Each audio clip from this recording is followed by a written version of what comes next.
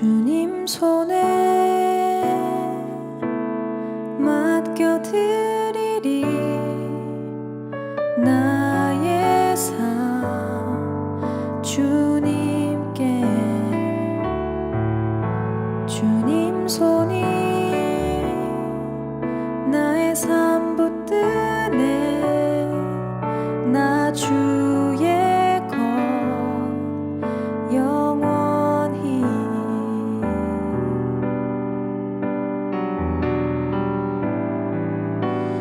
내가 믿는 분 예수, 내가 속한 분 예수, 삶의 이유 되시네. 내 노래 되시네. 전심으로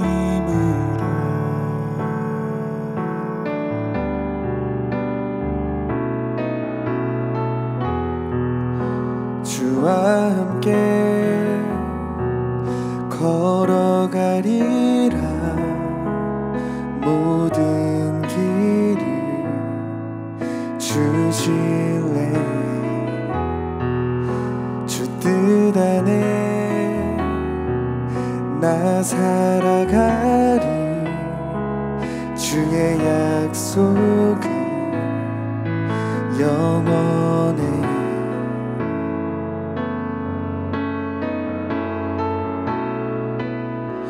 내가 믿는 분 예수, 내가 속한 분 예수, 삶의 이유 되시네. 내 노래 되시네. 내가 믿는 분 예수, 내가 속한 분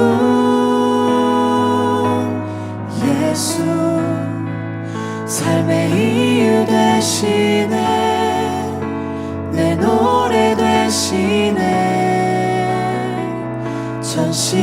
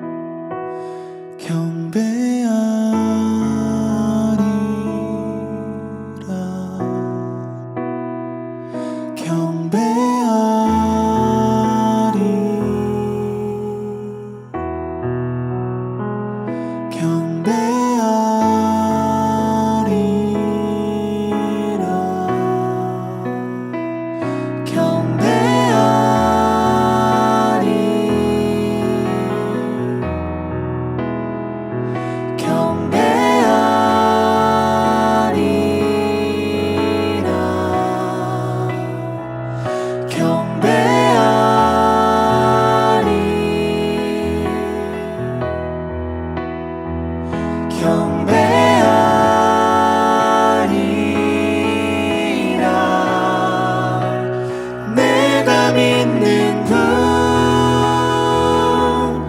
예수, 내가 속한 분 예수, 삶의 이유 되시네. 내 노래 되시네. 전심으로.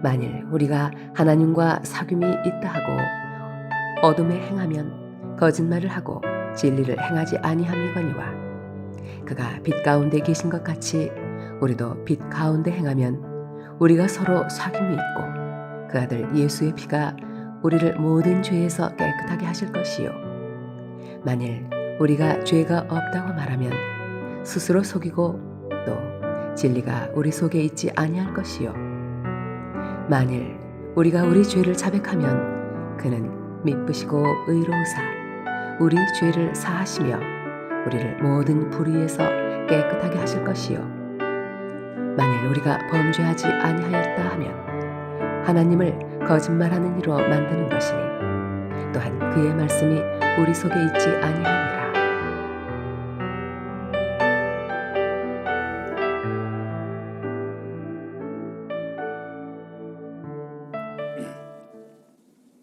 할렐루야. 여러분, 구세군의 창설자 윌리엄 부스는 미래 교회를 향한 경고라는 글에서 이런 교회가 되면 안 된다 이렇게 경고했습니다. 첫째는 성령 없는 교회, 그리고 둘째는 예수 없는 기독교, 그리고 셋째는 중생 없는 구원, 그리고 넷째 회개 없는 용서, 그리고 다섯 번째 하나님 없는 교회 정치, 그리고 마지막으로 지옥이 없는 천국을 말하는 교회가 되어서는 절대 안 된다 그렇게 이야기했습니다. 그런데 정말 오늘날 그 말대로 교회가 되어가고 있지 않은가 그런 생각이 들 때가 있습니다.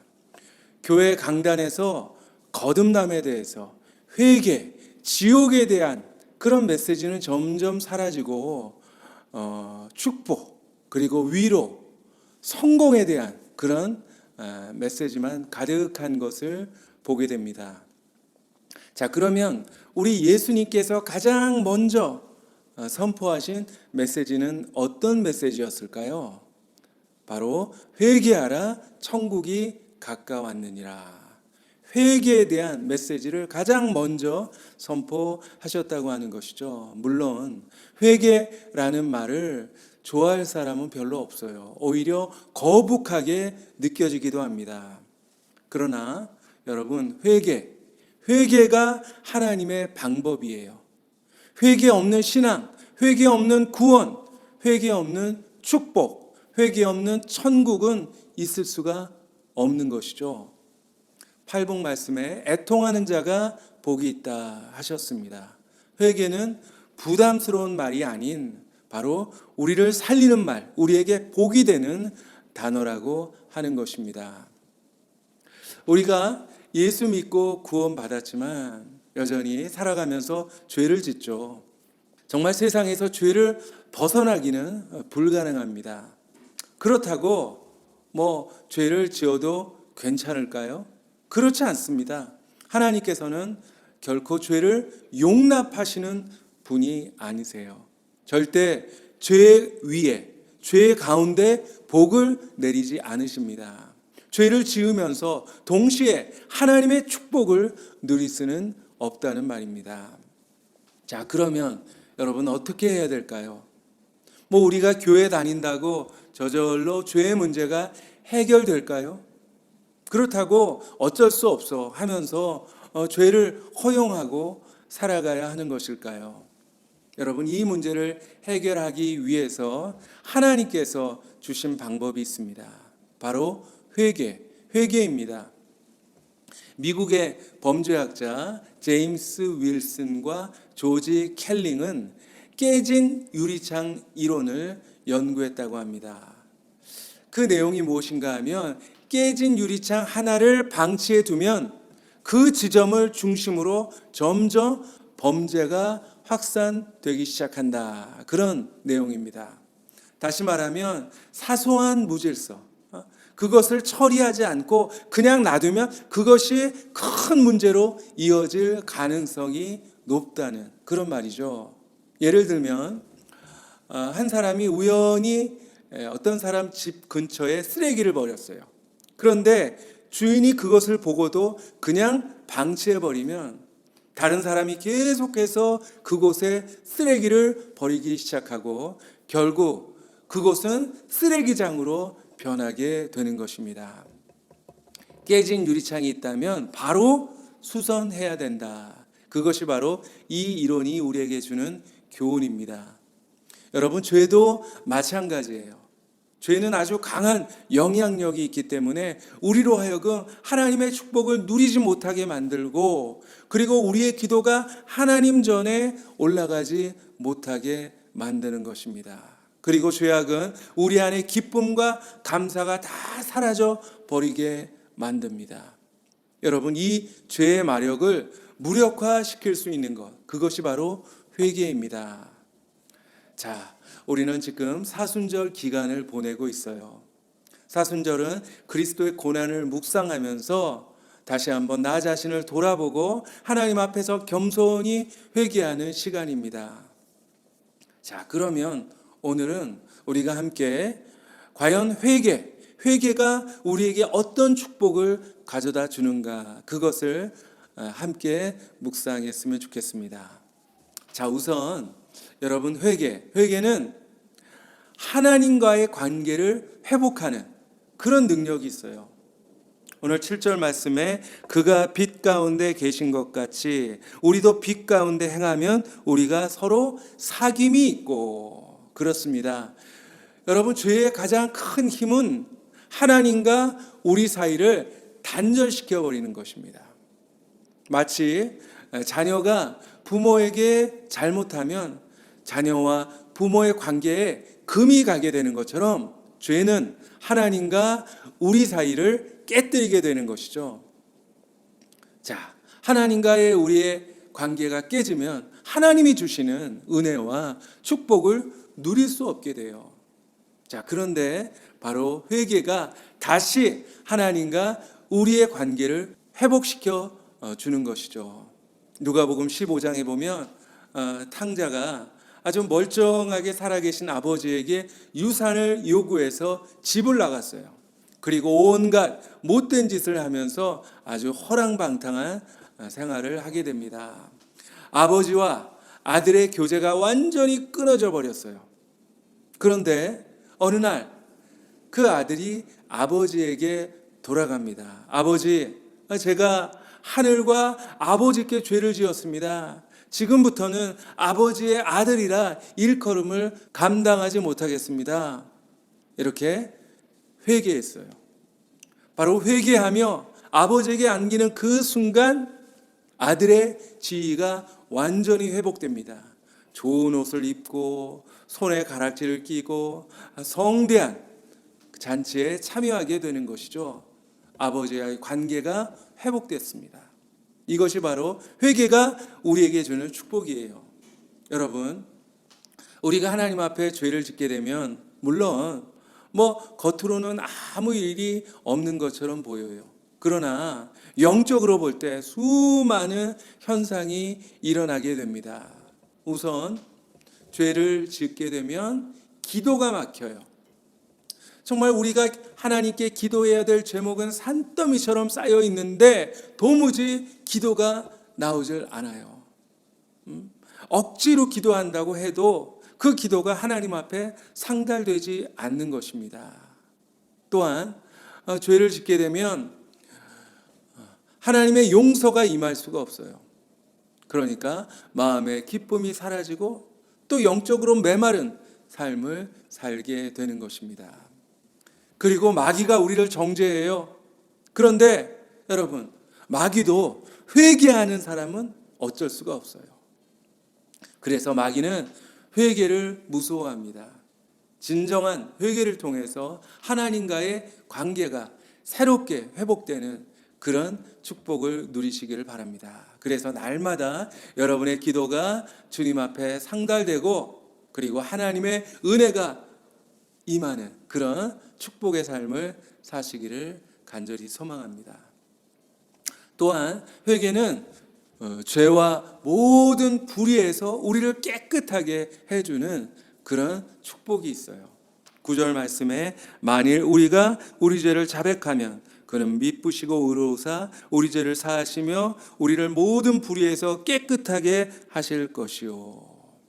혹시 나는 특별히 자백할 만한 죄가 없어 하시는 분이 계시지 않습니까? 그런데 오늘 8절 말씀에 보면 만일 우리가 죄 없다고 말하면 스스로 속이는 것이다. 그렇게 말씀했고요. 10절에는 만일 우리가 범죄하지 아니하였다 하면 하나님을 거짓말하는 이로 만드는 것이라 말씀했습니다. 그러므로 회개를 위해서 우리가 제일 먼저 해야 될 기도 제목이 있어요. 그것은 바로 주님, 나의 죄를 깨닫게 하여 주시옵소서. 내가 하나님 앞에 어떤 죄를 범했는지 그것을 깨달을 수 있는 지혜를 주시옵소서. 그렇게 기도하는 것입니다. 여러분, 우리가 잘 아는 고 한경직 목사님은 1992년 전 세계 미디어들이 실황 중계하는 가운데 독일 베를린에서 종교계의 노벨상이라고 불리는 템플턴 상을 수상하셨어요. 이제 시상식을 마치고 이제 한 목사님이 수상 소감을 이야기하는 그런 자리가 있었다고 하는데요. 그 자리에서 목사님은 이렇게 고백하셨다고 합니다. 먼저 나는 죄인임을 고백합니다. 나는 신사참배를 했습니다. 이런 죄인을 하나님이 사랑하시고 축복해 주셔서 한국교회를 위해 일하도록 이 상을 내게 주셨습니다.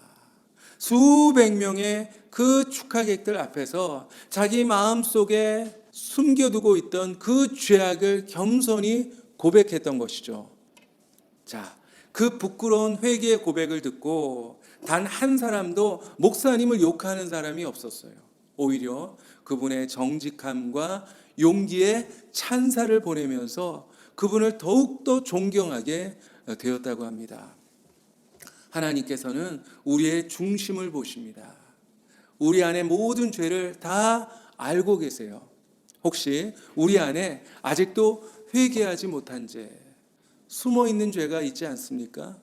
여러분, 내 안에 죄가 있다는 것을 어떻게 알 수 있을까요? 가장 쉬운 방법이 하나가 있는데, 만약 내가 계속 반복해서 짓는 죄가 있다, 그렇다면 그 죄는 아직 해결되지 않았구나 하는 증거가 되는 거예요. 계속해서 술 취하고 반복해서 분노하고 습관적으로 무절제한 삶을 살아간다면 여러분, 그 죄를 반드시 하나님 앞에 고백하고 용서를 경험할 수 있기를 소망합니다. 자, 마지막으로 회개는 우리 삶이 회복되는 축복을 누리게 해줍니다. 여러분, 삭개오를 기억하시나요? 물론 돈은 많았어요. 그러나 그의 주변에 아무도 없이 외로운 삶을 살던 불행한 사람이었습니다. 그런데 그가 예수님을 만나서 자신의 행동을 회개했습니다. 남의 것을 속여 빼앗은 것을 다 갚겠다고 결단했어요. 그러자 그의 삶이 회복됩니다. 그리고 그의 관계가 온전히 회복되는 그런 축복을 누리게 되었어요. 또한 무서운 간음죄를 지어서 버림받을 수밖에 없었던 죄인 다윗도 나단 선지자의 책망을 듣고 내가 여호와께 범죄하였습니다, 그렇게 인정하면서 회개했어요. 그러자 하나님의 마음에 합한 자로 인정받을 수가 있었고, 그리고 여러분, 불순종한 선지자 요나도 물고기 뱃속에서 회개했어요. 그랬을 때 니느웨의 12만 명을 구원하는 하나님의 훌륭한 도구로 쓰임받을 수 있었던 것입니다. 여러분, 예수님을 모른다고 부인했던 베드로도 어떻게 했습니까? 심히 통곡하면서 회개했어요. 그러자 다시 사도로 주님께 쓰임받을 수 있게 되었습니다. 베드로는 회개를 통해서 삶의 회복을 경험하고 이렇게 고백하고 있습니다. 그러므로 너희가 회개하고 돌이켜 너희 죄 없이함을 받으라. 이같이 하면 새롭게 되는 날이 주 앞으로부터 이를 것이요. 여러분, 회개가 바로 회복의 씨앗, 부흥의 출발점이에요.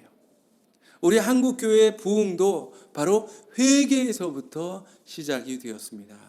여러분, 1907년 평양 장대현 교회에서 부흥회가 열렸어요. 많은 성도들이 정말 갈급한 마음을 가지고 부흥회에 모였습니다. 그러나 집회 마지막 날까지 아무런 역사가 일어나지 않고 아주 분위기가 냉랭했어요.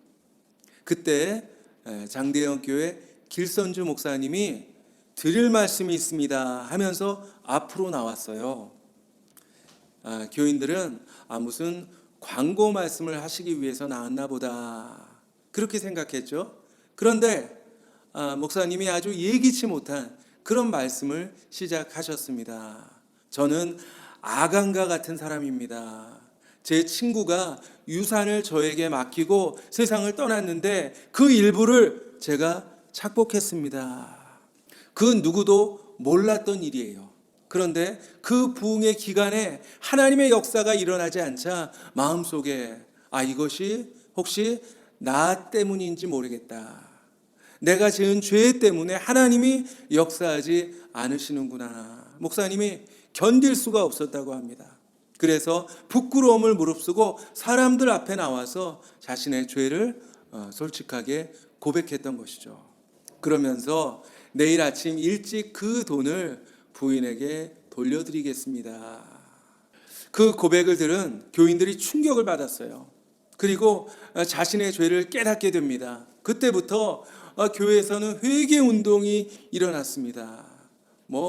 너도 나도 할 것 없이 저도 고백할 것이 있습니다. 저에게도 죄가 있습니다. 하면서 앞으로 나와서 자신의 부끄러운 죄를 아주 낱낱이 고백했어요.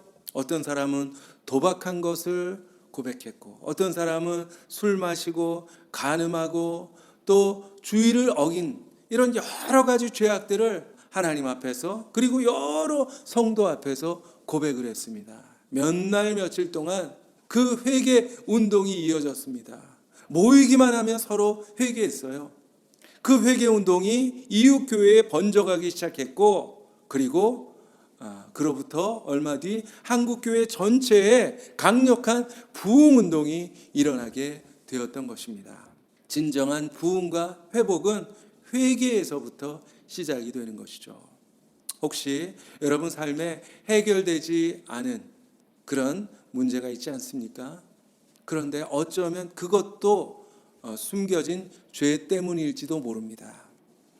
요나의 죄 때문에 그가 탄 배가 풍랑을 만나게 되었던 것처럼 나의 죄로 인해서 내 삶에 풍랑이 일어날 수 있고 내 가정이 흔들릴 수 있고 그리고 교회의 시련이 다가올 수도 있다는 것이죠. 그러므로 하나님 저 때문입니다. 하나님 제 탓입니다. 가슴을 치면서 통회하며 자복하며 눈물의 회개가 필요한 것입니다. 누가복음 15장에 죄인 한 사람이 회개하면 하늘에서는 회개할 것 없는 의인 99으로 말미암아 기뻐하는 것보다 더하리라 말씀했습니다. 여러분, 회개는 절대로 거북한 일이 아니에요.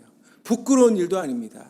하나님께 죄를 고백하는 것이 무엇이 부끄럽습니까? 바로 회개는 하나님이 기뻐하시는 일, 가장 큰 축복을 우리에게 가져다주는 일입니다.